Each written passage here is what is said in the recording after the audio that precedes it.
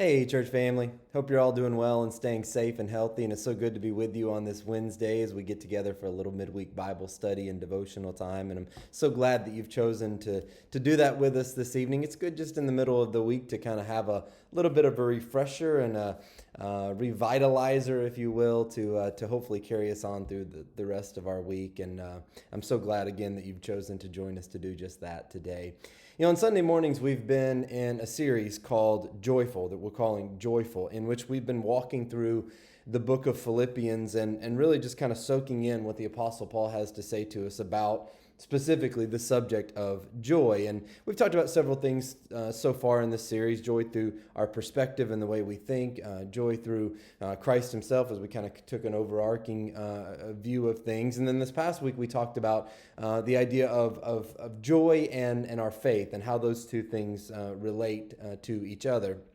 And I'm reminded of one of my favorite stories in the Bible. It's a story that we find in the book of Daniel. And it's a story of three friends who had really every reason when it came to their faith to doubt God. Though they had been faithful to him, they had been taken as slaves into a foreign country. Their homeland had been destroyed. The history of their nation seemed to be coming to an end. And now, and where we pick up the story in Daniel, they're about to die, or at least so it seemed.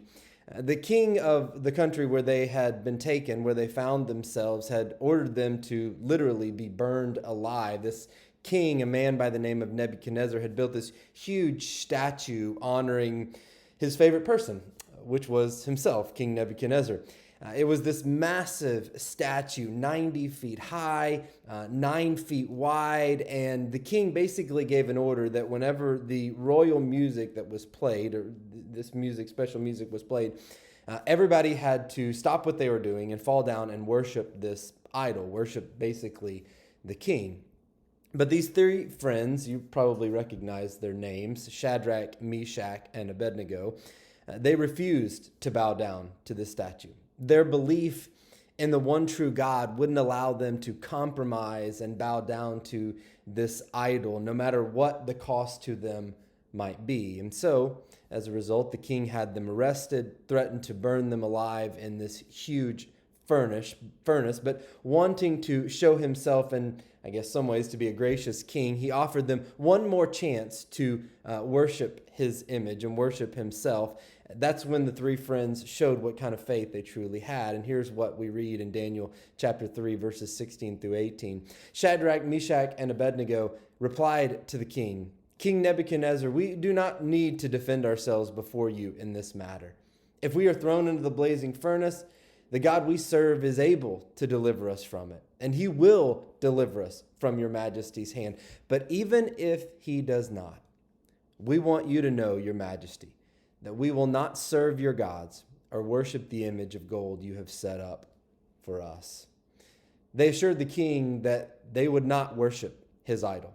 They also told him quite clearly that their God was able to rescue them, completely able to rescue them, and they thought that he would do just that. But they also made it clear that their faith in God was there even if he chose not to rescue them, that they were going to trust him even if things didn't turn out the way that they wanted them to, even if it meant losing their lives.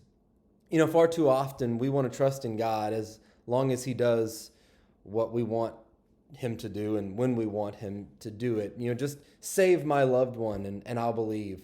Just get me out of this mess, God, and I'll put my faith in you. Just do this one thing for me, and then I'll trust you. But we don't need a just and faith. We need an even if faith.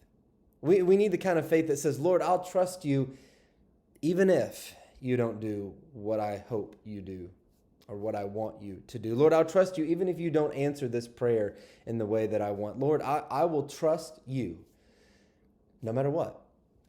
There's a passage at the end of the book of Habakkuk that says this in Habakkuk chapter 3, verses 17 and 18. Though the fig tree does not bud, and there are no grapes on the vines, though the olive crop fails, and the fields produce no food, though there are no sheep in the pen and no cattle in the stalls. Basically, everything that can go wrong has gone wrong, or if it goes wrong. And yet, here's what Habakkuk says, I will rejoice in the Lord. I will be joyful in God my Savior. We don't need a faith that comes and goes according to our circumstances. We need an even if faith that follows God and trusts him no matter what. As Habakkuk says, no matter what, I will rejoice in the Lord. No matter what, I will be joyful in God my Savior, because it's in him and only in him that true joy is found. Hope you have a blessed day. God bless.